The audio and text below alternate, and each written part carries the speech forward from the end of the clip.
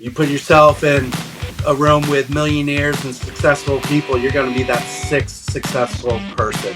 And not everything's money. And that's what really came down to me is when I had to realize is this isn't just about money. This is about people.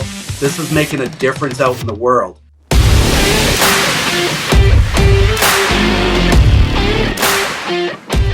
What is up, friends? Rob here, back with another Spitting Fire podcast for all of you today. And I'm with my man from Missouri, Mr. Michael Bond. Michael, will you say what's up to everyone real quickly? Man, Rob, I definitely appreciate you having me on. Very humble and very honored to be here. Joining you, like you said, from a little town in Missouri. So really looking forward to this, Rob. Absolutely. And I know you're going to spit some serious fire here in just a few minutes. But before we dive into that, as always, just want to remind you why I interview leaders and entrepreneurs like Michael all across the country. And that is to inspire you. I don't want to just motivate you. I want to deeply inspire you first to be the leader that I believe God has called all of you to be, but also to bet on yourself. To start a business or maybe just a side hustle, because there is more out there. And I truly believe that interviewing leaders and entrepreneurs like Michael will inspire you to finally take action and go after what I call those God-sized dreams that he's put in your heart. So Michael, what I always like to do when we get a guest on the podcast is just give us a little bit of your journey, a little bit of your story, maybe some of the past, maybe some transition time up to what you're doing today. Okay. So kind of first off, again, I'm very small town in Missouri, La Plata, Missouri. We have less than 1,000 people. We don't even have a stoplight. So this journey when I first started was a little difficult just because where I was located in Missouri. So first off, I have a wife. I have 2 children. We have 3 dogs. So definitely want to kind of tell my story. I wanted to bring that out because I have a lot of people that come up to me and, they're single. They're just by themselves. Like, how can I do this? I have a life too. Okay. Same here. I have a life as well and a wife and children. My daughter just started college. My son just went into the workforce. So really where my journey kind of really just started. Again, prior military, I spent 8 years in the military, got out of the military, went back. Originally, I'm from New Hampshire. So once I got left North Carolina, I went back to New Hampshire. Really started talking with one of my friends, and we really kind of started our journey together back in New Hampshire. We had a couple wholesale businesses. He had a smoke shop. So we really just started growing things together. And he decided one day that he sold the store. We sold some of our other businesses. I stayed in New Hampshire. He decided to come back to Missouri, where he's originally from. That's where his mom is. And I just got a phone call one day, said, "Hey, Mike, I need some help. And I don't know anybody else who could help me out better than you. Would you ever consider coming out to Missouri?" So came out here, and not going to say I fell in love with the place, but I fell in love with the place just because just cost of living. It was just a big difference compared to New Hampshire. So ended up staying out here, helped him grow his business, and then really kind of started, really didn't know what my passion really was, what I was going to be doing out here, and so forth. So I started a car detailing business, did that for a little bit, and then kind of went back to where some of my roots were. Tobacco and alcohol were a lot of my roots from our businesses back on the East Coast. So got into the beer business. I worked for Miller Lite as a sales rep for a little bit, and just and then kind of shorten it up here a little bit. I, of course, met my wife, and we got married and so forth. And just one day I came home, I said, "Hun, guess what we just did today?" She goes, "What?" I said, "We just bought a liquor store." Oh, wow. Okay. She wasn't very happy with that. Okay. But I did it because I thought that it was going to better off our life. To be upfront Mm, and honest, if we probably had that liquor store for maybe another 6 months, we probably would have been divorced. mm, And the reason I bring this story up is in the life insurance side, a lot of people say it's very hard. Okay. sure. And it is hard, but let me kind of back up. The biggest thing is you can get into the life insurance business with very little to no money.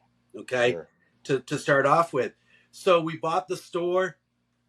I had to spend thousands of dollars for the inventory, all Mm, this to before I could even make a dime. And I was like, man, this is very exciting. I'm going to be able to spend more time at home, be able to do stuff with the kids, be able to coach sports. Really, what I really wanted to do. Well, the store was also 40 minutes from our house.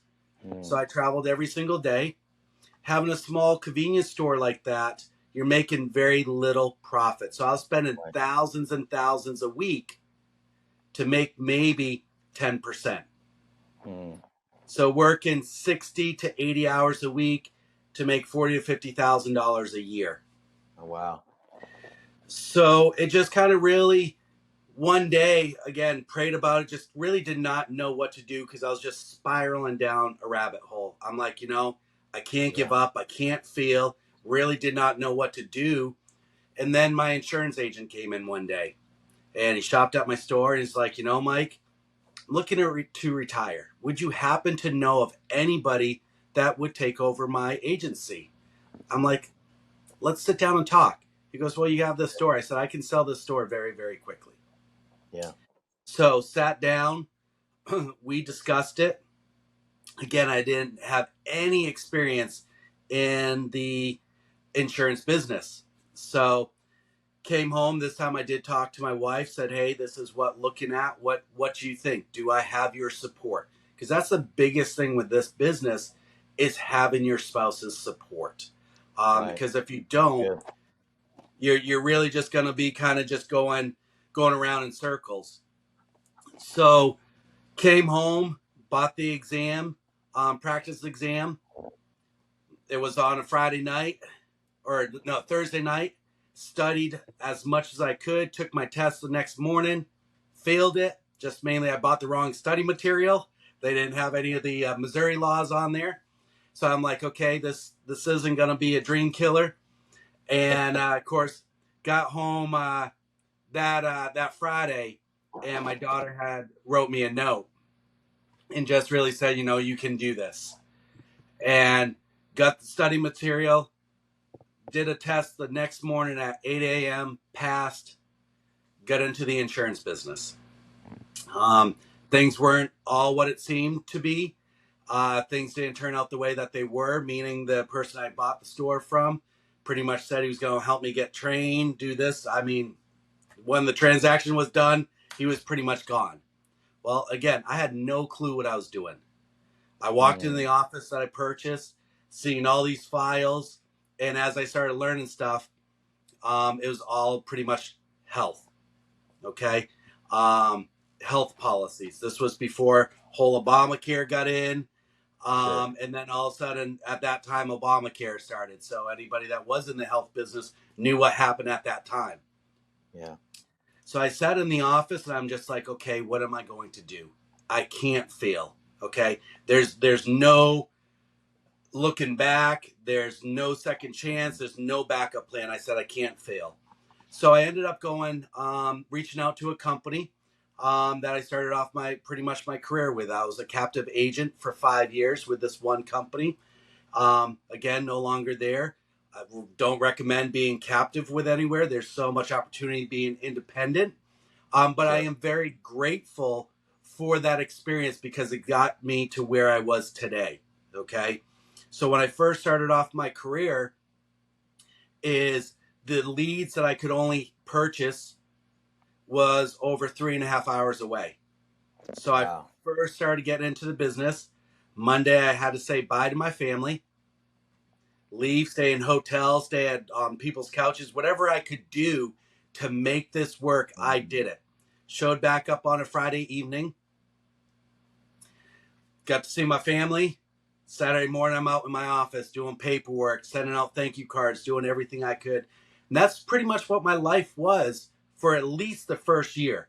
Second year, maybe now, I think my second year I was out in the field, say 3 days. So I didn't leave until like Monday night, came home Friday, and was able to do a little bit more during Friday so I could keep my Saturdays open a little bit. But that's really how my career first started in here. So I fought every single way, and there was nothing in my mind that there was a different opportunity. That I had to make this. I couldn't let my family down. Sure. And then I would say in probably my third year, I really kind of woke up. What was the purpose? What was God's plan for putting me down this path? Sure. And it came to Miss Betty. And so Miss Betty was at her house on disability, very, very fixed income. She was just worried about life insurance. But before we even started talking about life insurance, she was so excited because she had been baptized the Sunday before I got there. So she was so excited, so happy. So we were talking, and she goes, "There's only one fear I have now." She goes, "My husband is not baptized, and I'm very afraid that one day I won't be able to see him ever again." And I keep trying to force him to go to church, force him, and just kind of really sat down and talked with her. And I said, that's the one thing we can't do. We can't force him. He has to make this decision. God will speak to his heart. All we can do is pray. So we prayed, really kind of kept in touch with her a little bit afterwards. And, but the biggest thing that really caught me on that sit with Miss Betty was she's like, Mike, now all I really want to do is start saving to be able to buy my own personal Bible. Like I want to go out there and buy a new Bible, start making my own notes, just have a really nice Bible instead of these free ones that I've gotten. So I said, well, first off, I know you're on a very fixed income, and I know that's going to be very hard. I said, give me 1 second. I went out to my car and I got my personal Bible, and I gave it to her. I said, it has some notes, has some passages in there, but I think this is what God wanted. And so I gave her the Bible, and I just said, you don't have to worry about this any longer. So it was probably about 2 weeks after that. She called up. She goes, Mike, our prayers worked. My husband got baptized this past Sunday. Wow. And it was amazing. And I can't remember when it was afterwards, but it was about 1 o'clock in the morning. God was talking to me. My eyes were completely awake. And he's like, Mike, this is what I put you in this position to do. Not only to help people in the insurance world, but to also spread the word, okay? And use your gifts that I gave you to go out there. Because quite honest, most of the people, when you're in the final expense market, and that's where I pretty much was, these people are alone. How many people we see that, it's sad that, some of their families don't come see them. How they live on a very fixed income. It's hard. And he goes, this is really what I want you to do. Spread your love. So I got up out of bed, came out to my office, and all of a sudden I ordered, I think it was about 100 Bibles. So I keep brand new Bibles in my car.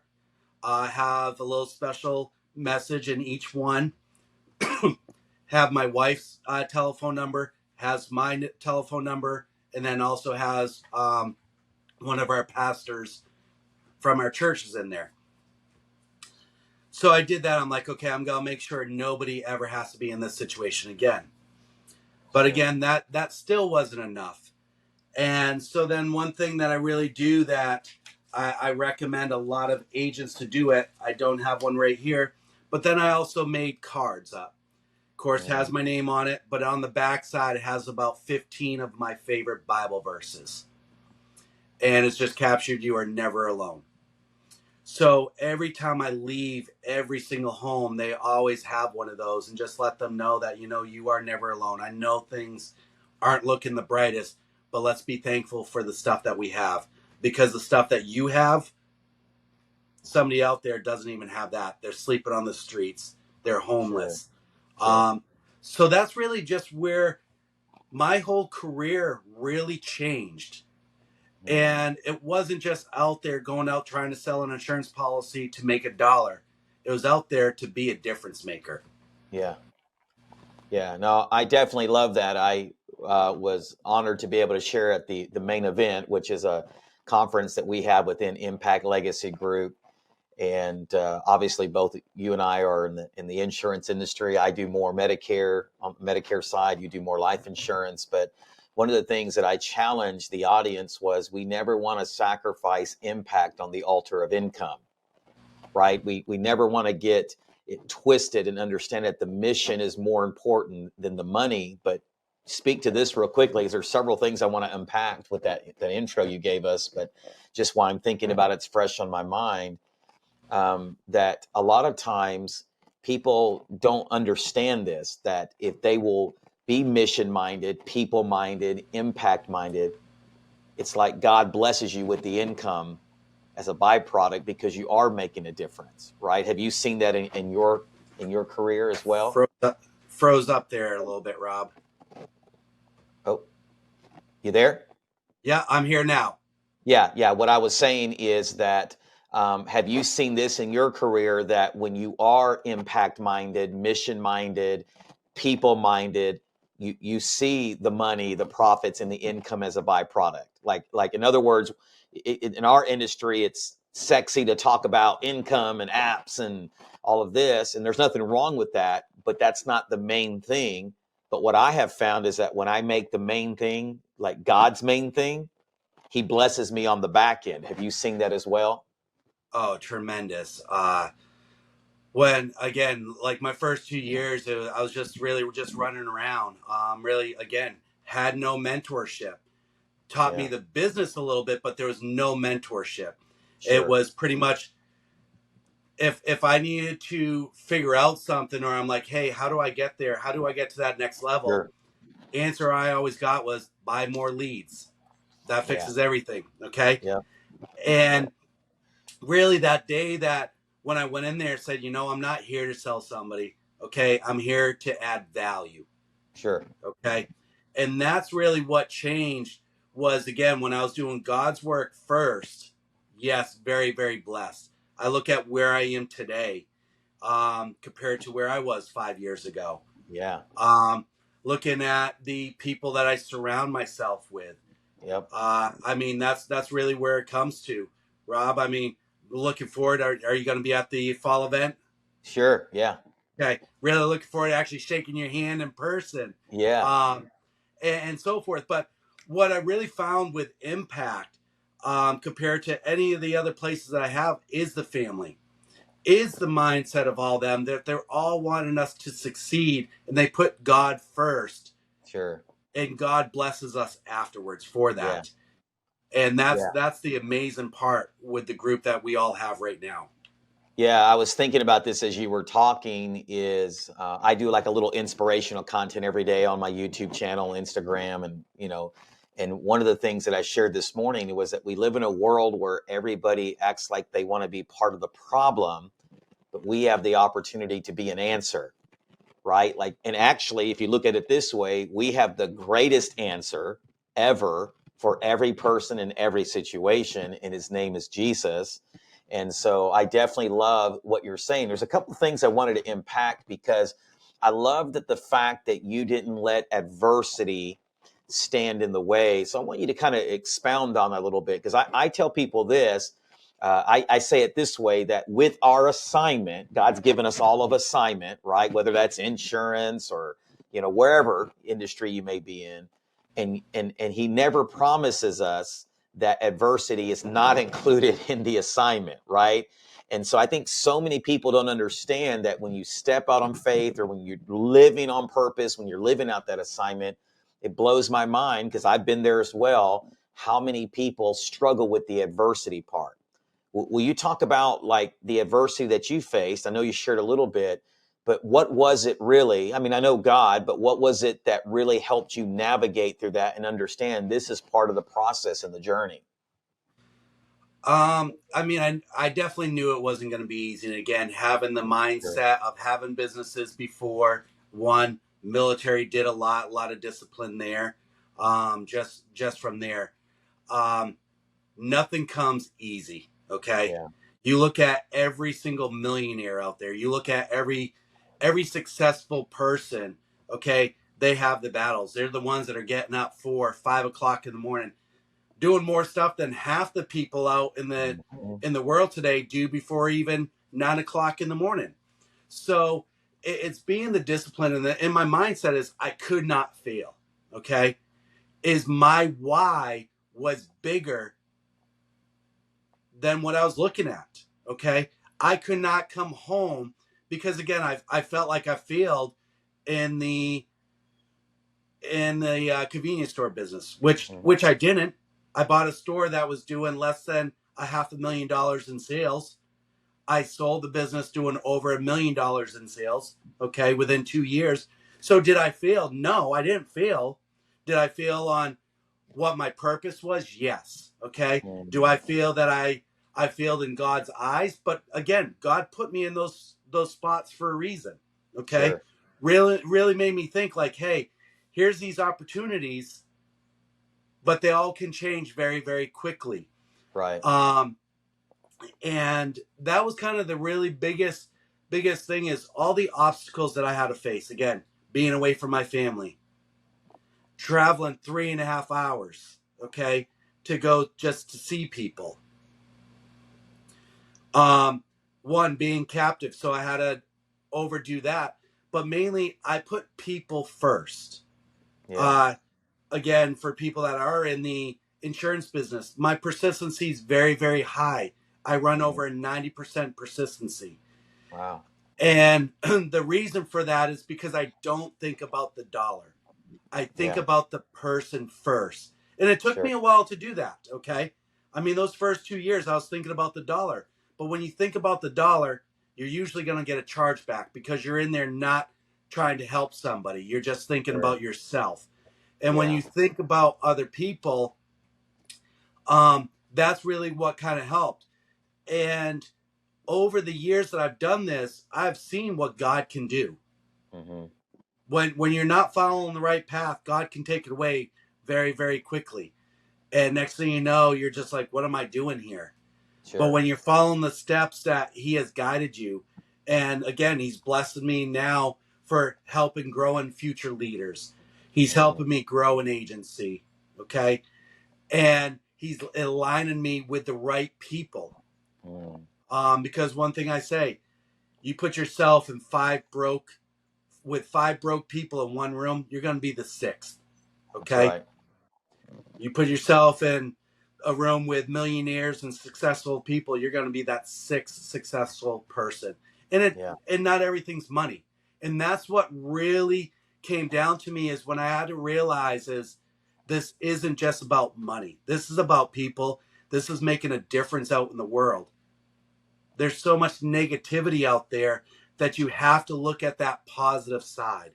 Yep. Um, and that's what I try to preach to everybody because again, a lot of our people are sitting there watching the news over and over and over, negativity after Yeah. negativity. And that's where you have to uplift them and say, this isn't everybody. Okay. This Yeah. isn't how the world is. This is what the media wants you to show, but the world's Sure. not like that. Yeah. Yeah, no, I definitely love what you're saying. I love to say it this way that the content that we consume the most is what we become the most like, right? So if you're consuming negativity and toxicity and all of that garbage, that's ultimately what you're going to be like, right? Because Jesus even said, out of the abundance of the heart, the mouth speaks. So whatever we're putting in is going to ultimately come out. And I love the fact that you brought up alignment. I just want to stop here and just look in the camera and challenge all of you if you're watching this on YouTube or whatever platform or listening to this in the audio version.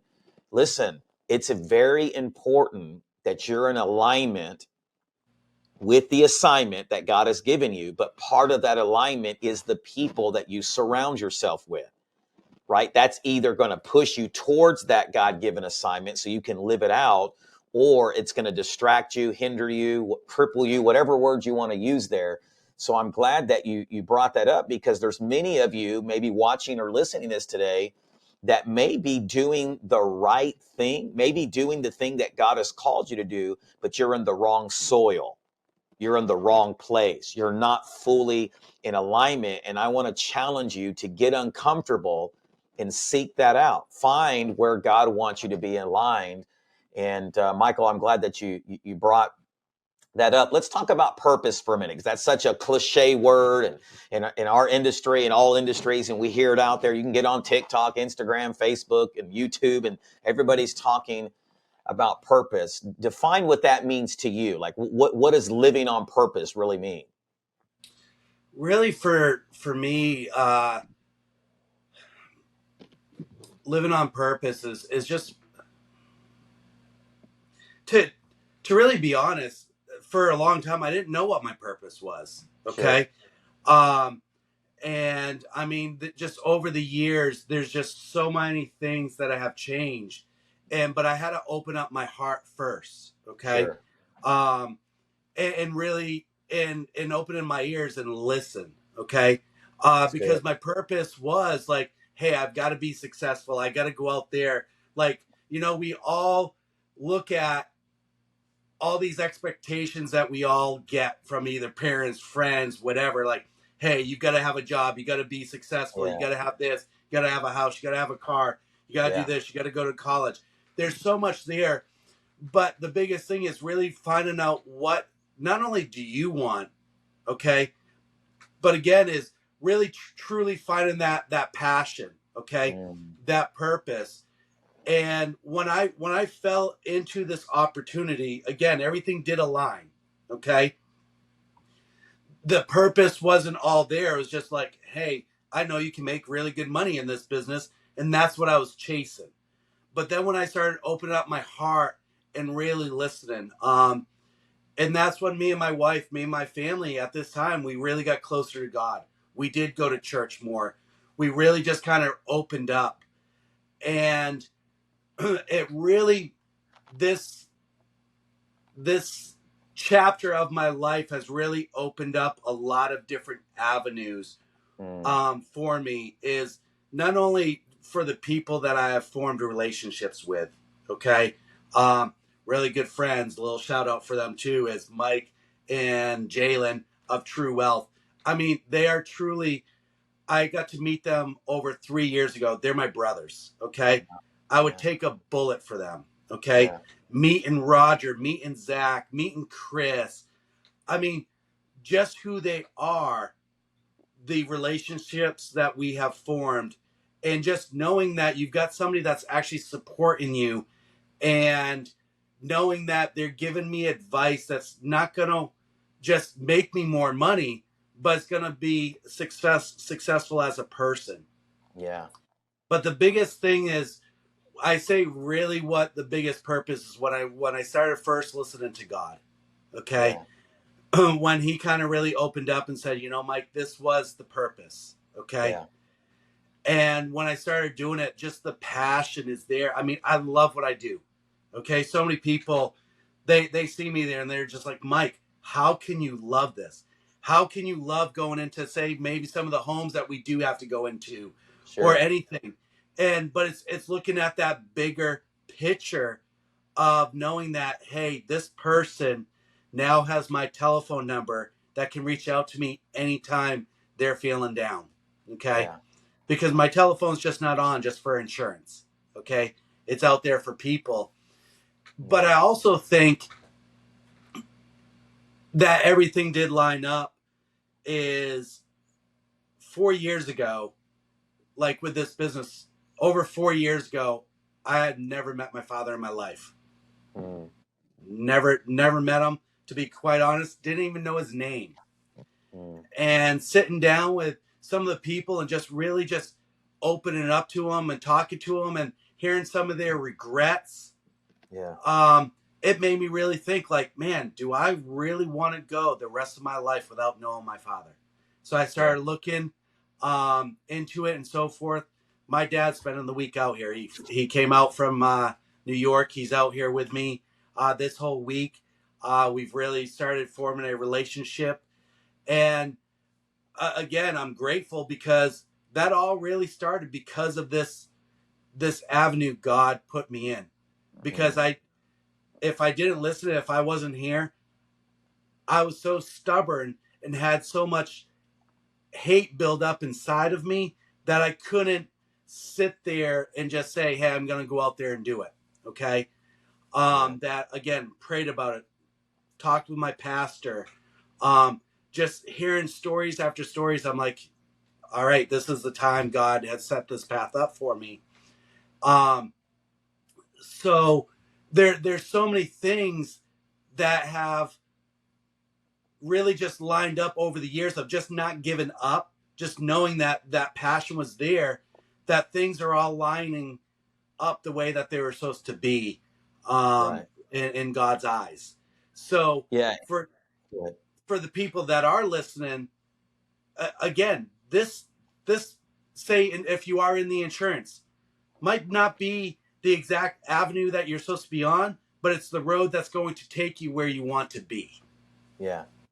That's good. No, I definitely love that. And isn't it interesting how things begin to open up and change when you discover who you are, but more importantly, whose you are, right? And that seemed to be a change in your journey. Is it's amazing how you can really feel like you can conquer the world when you really find those two things: that whose I am, right, and who I am. Because I believe you can't truly find who you are until you know whose you are, right? And that's living on purpose. I also love the fact that you talked about success because, and I'm paraphrasing, but John Maxwell, I call him the OG, right? John Maxwell, he talks about the difference between success and significance. That there's nothing wrong with success, but it's more me centered. It's more me doing something for me. And once again, there's a healthy version of that, but he challenges all of us to live a life of significance. And what significance is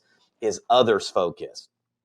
And that's really what you're talking about, is that there was this shift from success to significance. Some people would say leaving a legacy, right? Now you're really truly impacting, pun intended, other people's lives. But it really started with this paradigm shift of knowing whose I am and who I am. And I want to touch on this real quickly is, and maybe you've seen this in your own life, and obviously I'm a faith-based guy. Everything that I do, my faith is interwoven into it. I don't dilute it. It's who I am. I can't even live what I'm doing without that, right? I don't have it twisted, Mike. I know, I got to give credit where credit is due. But it's interesting to me that I begin to have more victory in my life when I was more vulnerable with God and with others. I begin to have more transformation in my life when I was willing to be transparent with my creator and with others. Have you kind of seen that in your journey as well, where you just kind of got real and just said, hey, this is where I'm at. I'm angry. I'm bitter. I got all this hate built up in me, as you were talking about. And then it's interesting how there's a breakthrough on the other side of that. Exactly, Rob. I know when I get tilted, just in my everyday life, when I'm not putting God first. Mm-hmm. To be honest, I mean, let me just kind of back up a little bit and I'll kind of get in there. One, Sure. this is very outside my comfort zone. Okay. Mm-hmm. 3 years ago, I didn't even know what Instagram was 3 years ago. Okay. Right. I'm not a public speaker. Okay. Sure. I'm definitely, this is all new, but again, God's lining me up for these different things because I do have a story. Okay. And I feel Yeah. that it needs to be told. Yeah. So that's why when you reached out, I mean, last night I probably got maybe 2 hours of sleep. I'm just like, okay, what am I going to say? Man, I'm so nervous and so forth. Same thing when I did the Insurance Academy podcast, Yeah. um, and all these other places that I'm able to speak. So getting out of your comfort zone. But what I really look at is, even I look at my business, I can see where I'm not doing the right thing because my whole business shifts. Okay. Mm-hmm.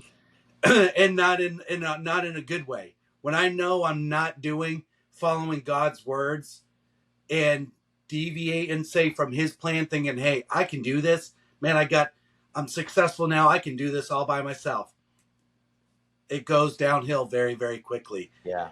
Next thing you know, I'm either not connecting with people, Yeah. not being there for the team, okay, not being the mentor that I should be. I see so many things that change until I get refocused, okay? Mm. Because you can't do this alone. You Yeah. can't do life alone. That's good. Yeah. It's not going to happen.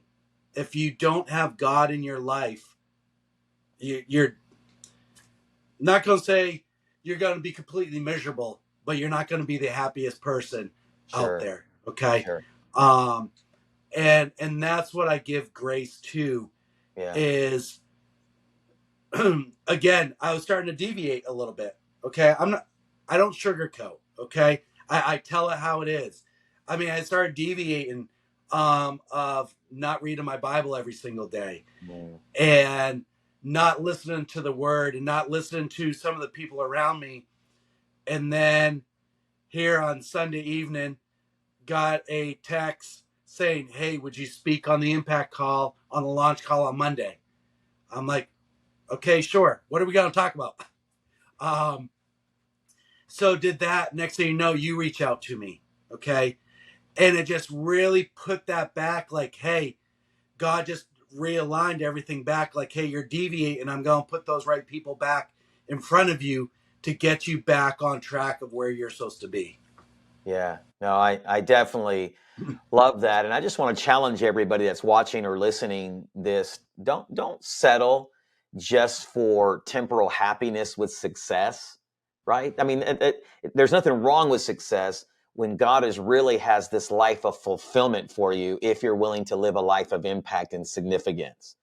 And there's so much more there. There's so much more fulfillment on the significant side than there is on just this temporal success thing, right? And once again, I want to be very clear. I'm not hating on success. I believe in success.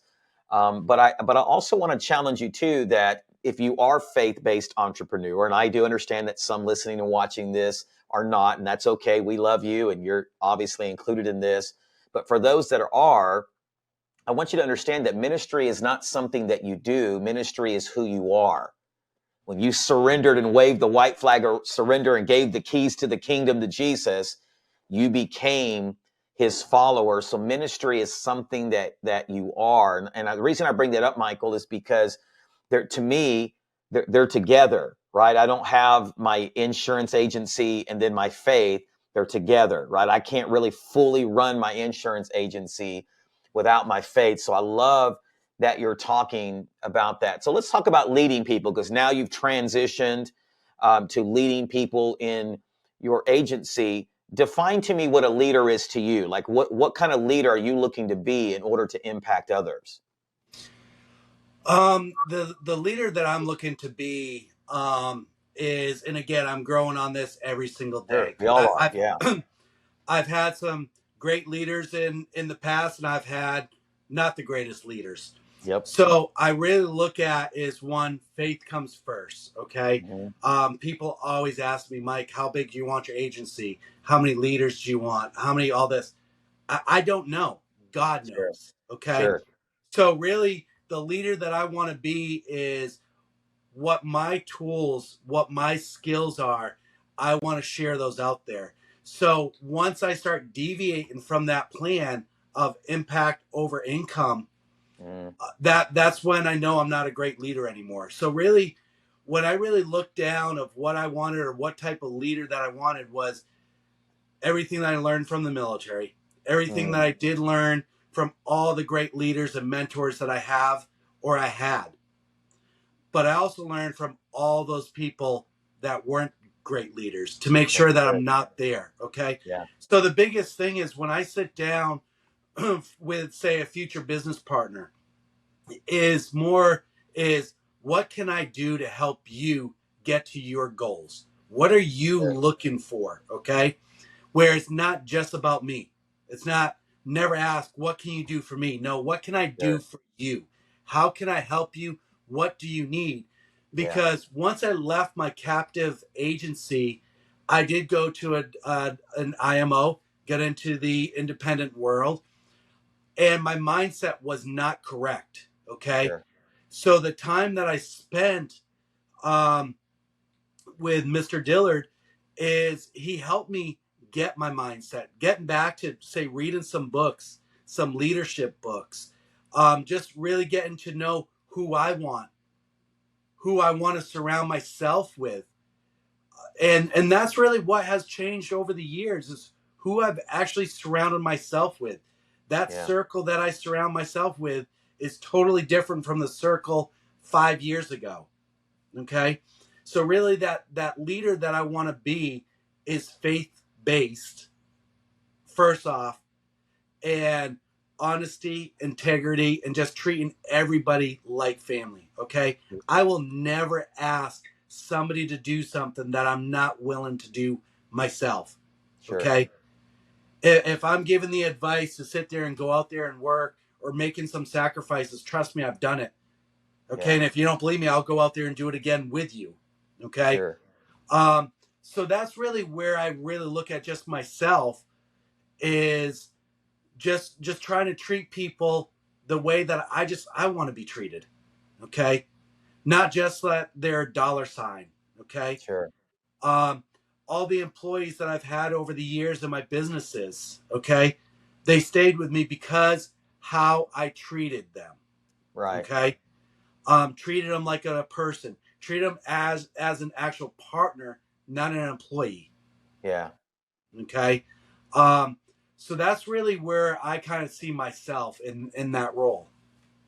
Yeah, I definitely love that because, and I've been under leadership that treats people more like projects instead of people, right? That we're all people created in this image of this divine creator, and we all have purpose and we all have worth, and definitely love that you're bringing up. So let me talk about good leaders and bad leaders, if you're willing to share this. What was one thing from a bad leader that you learned that you don't want to be, and what was one thing from a good leader that really stuck with you? Go, I really have to incorporate this into my leadership style.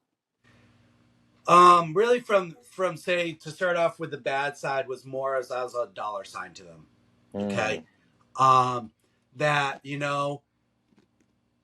that it was something that when I did part ways in that captive agency where I kind of sure. thought we had built a friendship, and then next thing you know, that there was never even a friendship. It was just a dollar. Okay, Mm, that's all I was.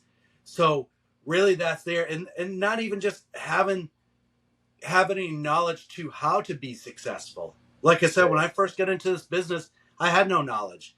It was Yeah. again purchase leads, go out there, and that's how you fix Yeah. everything. And I was just running around in a circle.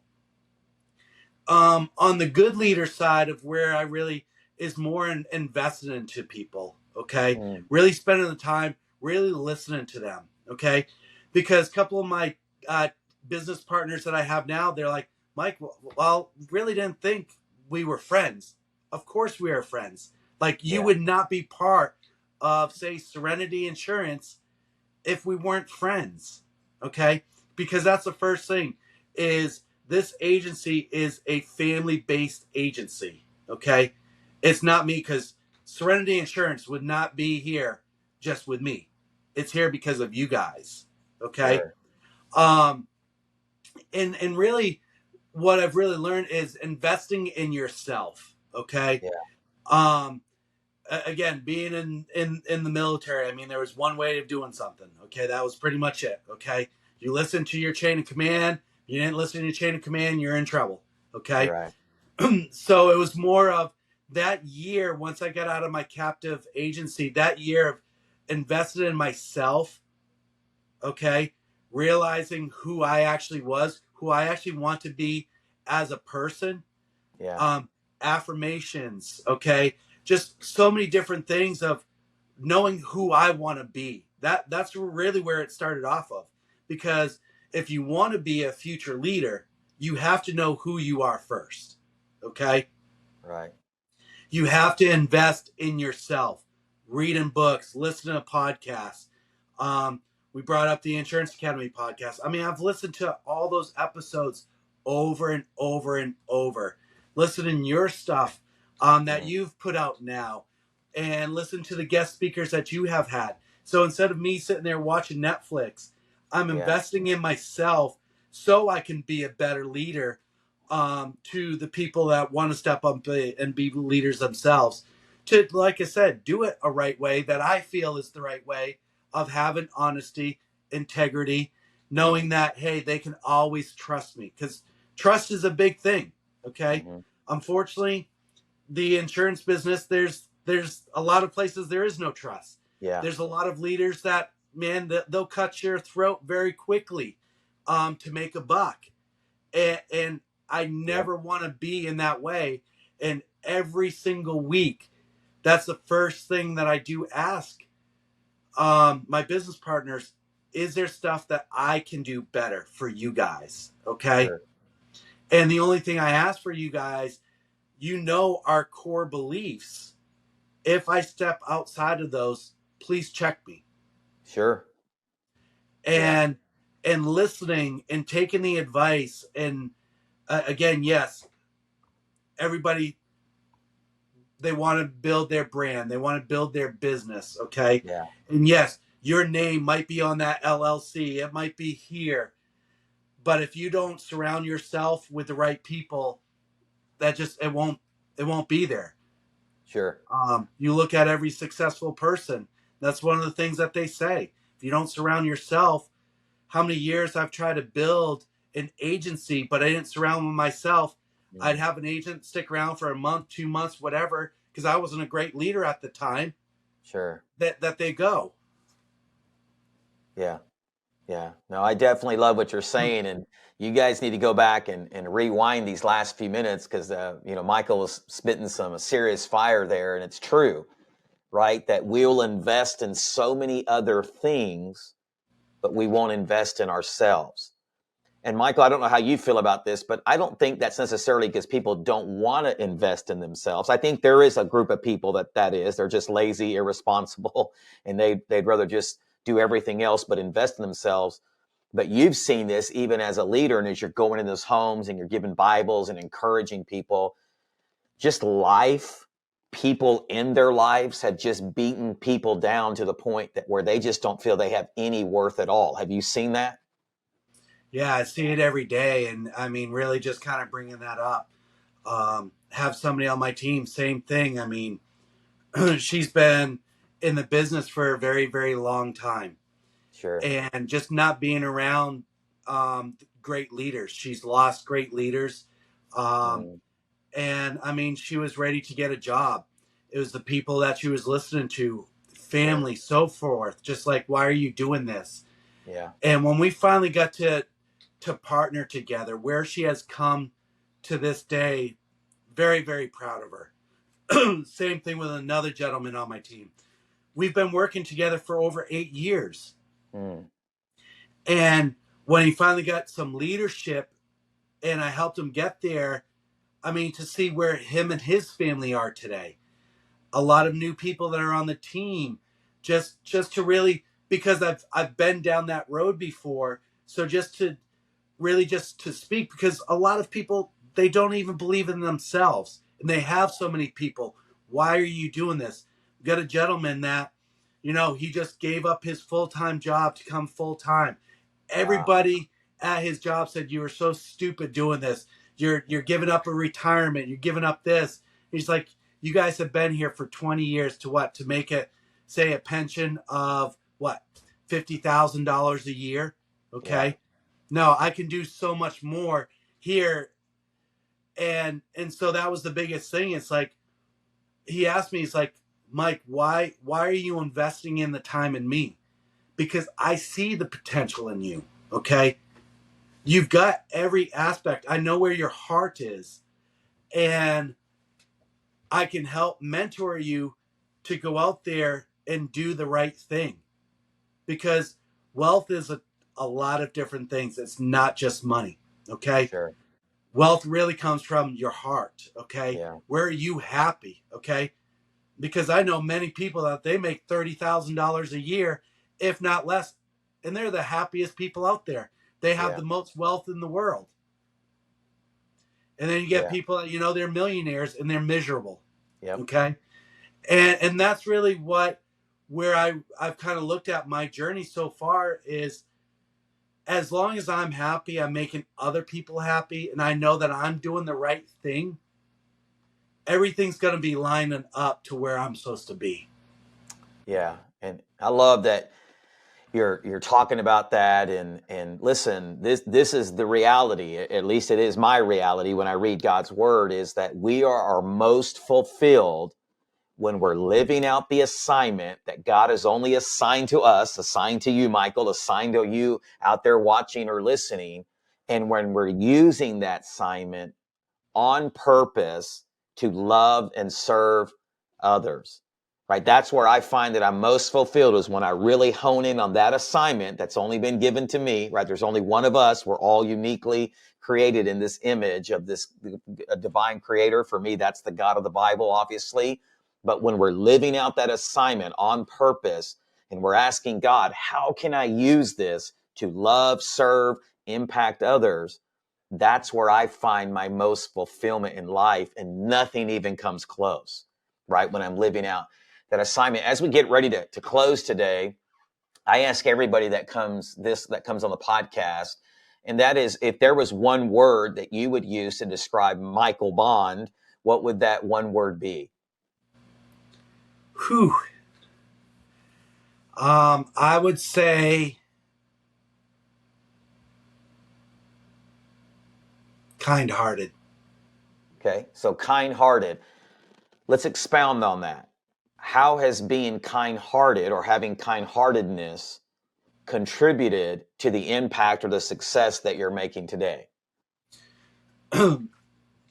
Really is more of, because just opening up my heart, okay, and just out there, Yeah, just knowing, giving back. That's the yeah, biggest. That's the biggest reward. And I think really, for just some of the things that I've done, is just how it makes me feel when I'm giving from the heart. Okay, when I'm doing from the heart. I mean, sure. I met with a lady, went into her excuse me, went into her home, and she had one chair and a milk crate. I was sitting on the Wow, milk crate. wow, No TV. It was cold in there. She was wrapped up in a blanket. Um, Cold in there because she can't afford to turn on the heat so high. And just sitting and talking with her, and just knowing, like, man, her shoes are falling off of her. She had a pair of Crocs that were all busted all up. And I'm just sitting there, and that's all that's going through my mind. Like, man, how can this be happening? Okay. And all she cared about was getting a life insurance policy so she didn't put this burden on her family mm, members. She's yeah, barely surviving herself.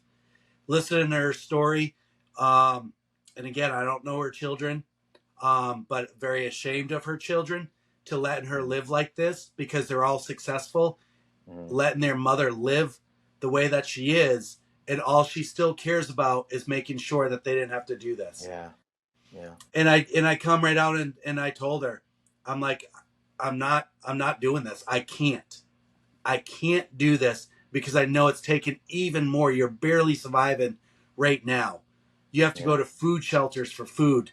I'm not going to take $15 from you for a monthly payment. right, And went out, sat in my car, and I'm like, I got to do what the right thing is. Went to Walmart, got a few things, and dropped it off at her house. Um, I wish I could have just dropped it off without her knowing, but she had locked her storm door and wasn't mm, a neighborhood, just leave it outside. And when right, she opened up and I just showed her, she was in tears. Okay. mm, Um, those are the things that just fulfill me the most, of being able to go out there and actually help people. Um, and I think once you get to that level and actually go out there and actually help somebody, and again, sure, doesn't have to be money, just sitting there, okay, that's when you really find out what is in your heart and the yeah, type of person that you are.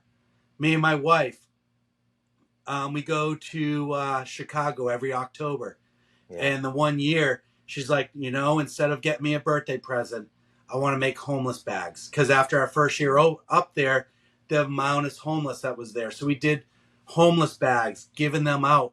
And just that feeling of just, maybe seeing that little tear just to go down out of somebody's eye. Just knowing that, hey, there are still good people out there. Yeah. Okay. Um, and just knowing, seeing myself, but not only seeing my family, seeing my daughter. My daughter will go into a restaurant. There was an old man sitting there by himself. She went over there and had dinner with him, asked if she could sit down and have dinner. Um, so those are the things that, you know, no money in the world. All these stories that we could go hours for just different stories that I could be telling you, but there's no money in the world Yeah.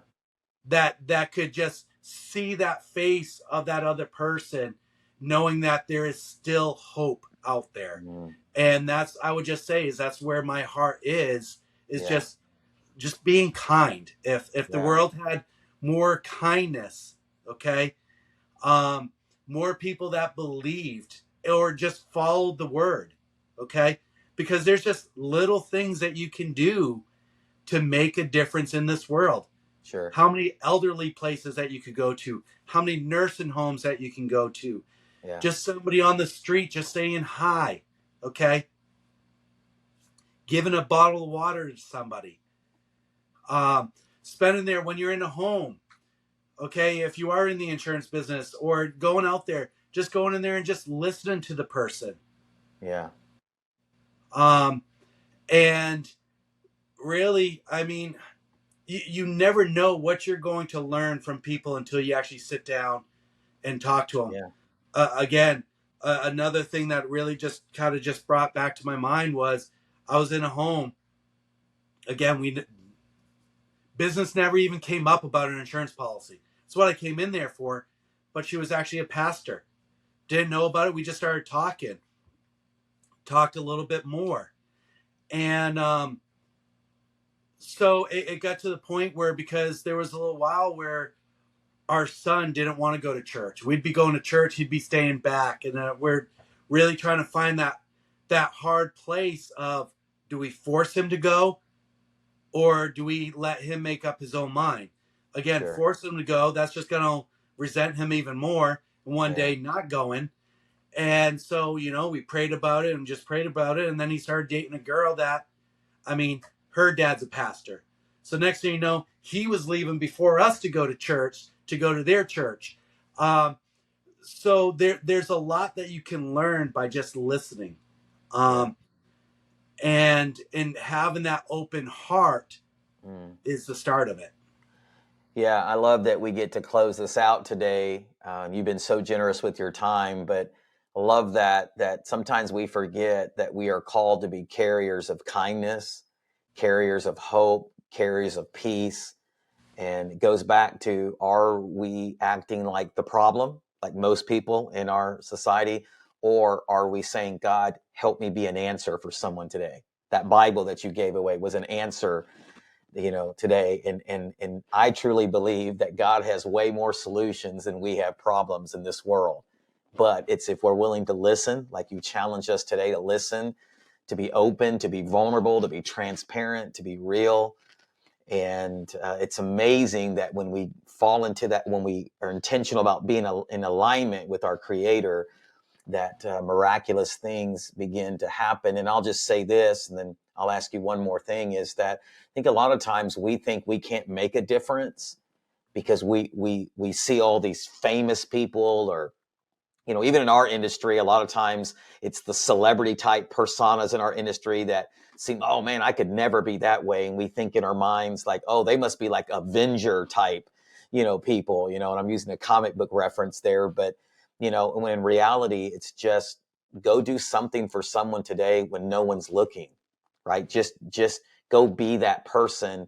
And you've impacted that one person. There's a lot of people in their life that have never impacted anybody, because they either get paralyzed by thinking they have to be this famous person or do these big things.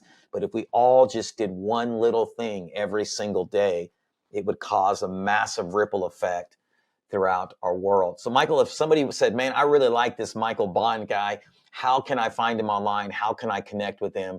Tell us where you're at online and how we can connect with you. Alrighty, so Facebook, Serenity Insurance does have a Facebook page. So Serenity Insurance do have a website as well, Serenity Insurance Group.